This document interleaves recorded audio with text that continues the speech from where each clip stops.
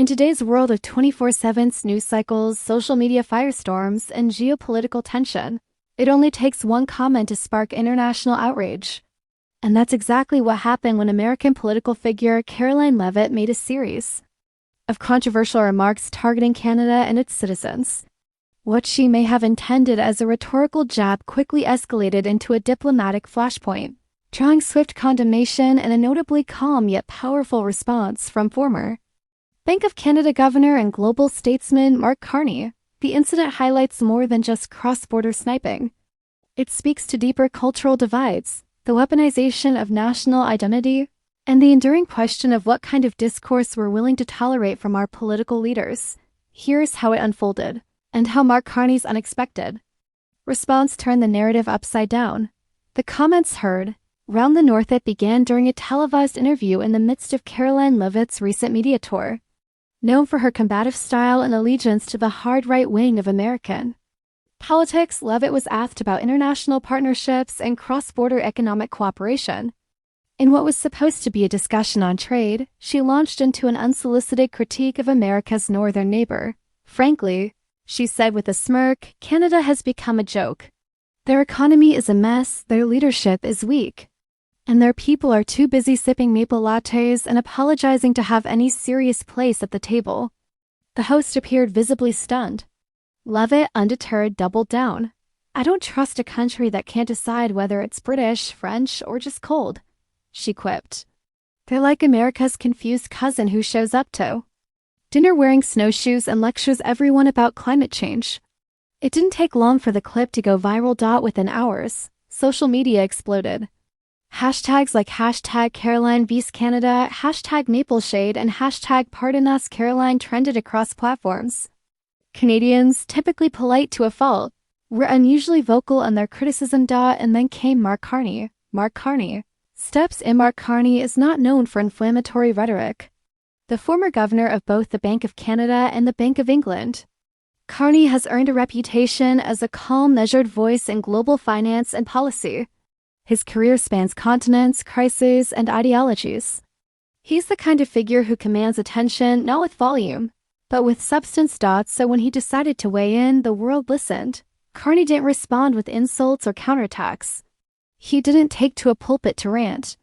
Instead, he issued a brief but powerful public statement, part written, part delivered during a panel discussion in Toronto. Ms. Leavitt's remarks are an unfortunate reminder that ignorance often shouts loudest when substance is lacking.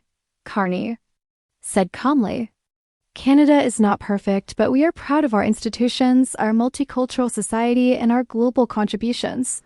Dismissing an entire nation with cheap stereotypes is neither statesmanship nor patriotism.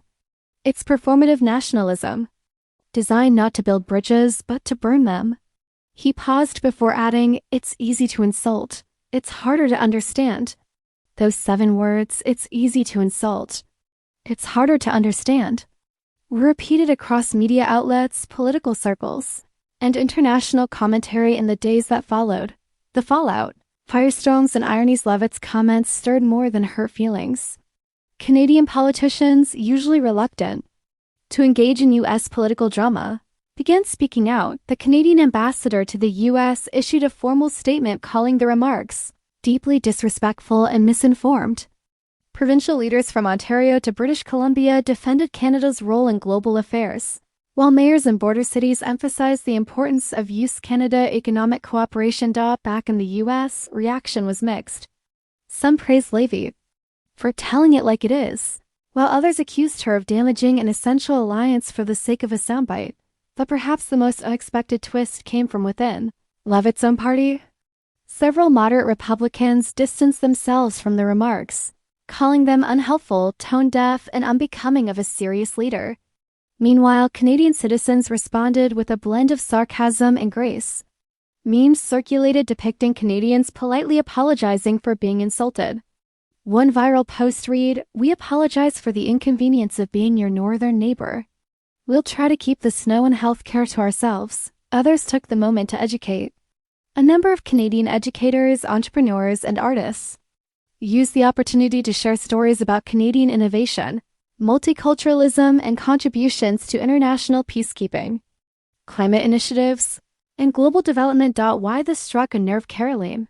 Leavitt's remarks weren't just controversial, they were emblematic of a broader trend in modern politics, the rising use of national pride as a weapon rather than a virtue. When politicians insult other nations to score domestic points, they often overlook the collateral damage, strained alliances, reinforced stereotypes, and diminished global standing. In this case, it wasn't just that Canada was insulted.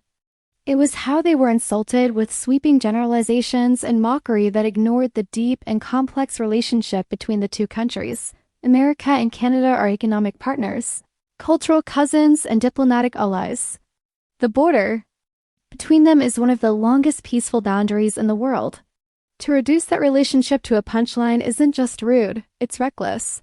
Carney's approach, strength and decency, what made Carney's response so effective wasn't just the words he used, it was the manner in which he used them. He didn't stoop to Leavitt's level. He didn't counter insult with insult. Instead, he chose the high road, and in doing so, he elevated the conversation. Carney's rebuttal reminded observers that strength doesn't require shouting, and that patriotism isn't about belittling others. His calm, reasoned tone, informed by years of global leadership, stood in stark contrast to Leavitt's bluster. And perhaps most importantly, Carney didn't just defend Canada. He defended the idea that political discourse should be rooted in respect and understanding, not division and mockery, a lesson in diplomacy in a time when international relations are increasingly volatile. The incident serves as a case study in diplomacy and in the power of measured leadership. Karoline Leavitt may have garnered attention, but it was Mark Carney who gained respect by calling out ignorance without being cruel, by defending national pride without descending into nationalism, and by showing that empathy is not weakness. Carney reminded the world that true leadership requires both intellect and integrity. A cautionary tale, the political fallout from Leavitt's comments is still unfolding. Some analysts say the moment will be forgotten in a week's news cycle. Others believe it has lasting implications for her credibility on the world stage, especially if she seeks a future role in foreign policy. But regardless of how the story ends for her politically, one thing is clear: her remarks served as a mirror not just for American-Canadian relations, but for the tone of global politics. What we tolerate becomes the standard. And in responding to Leavitt's insults with clarity and compassion, Mark Carney quietly raised the standard. Moving forward, the divide between rhetoric and reality has never been more apparent. Karoline Leavitt's performance, and yes, it was a performance, was designed to appeal to a base that values bravado over nuance. But real leadership, as Carney demonstrated, is about bridging divides, not exploiting them. In the days that followed the incident, public conversations in both countries shifted. Canadians spoke more openly about their role in the world, and Americans were reminded of the power of their words. And if there's a silver lining to the whole affair, it's this: diplomacy isn't dead. It just speaks more quietly. Final thoughts, Caroline. Leavitt's remarks about Canadians may have been flippant, even laughable in their absurdity, but the impact they had was real. Words, especially from public figures, matter. They shape perceptions, influence alliances, and reflect deeper currents of national identity. Mark Carney's response, in contrast, was not only diplomatic, it was defining. He didn't just defend his country. He reminded the world that dignity and decency are still possible, even in the roughest of political waters. In the end, the real takeaway isn't just about Canada or the United States. It's about how we choose to lead, how we choose to respond, and whether we believe that respect is still worth fighting for.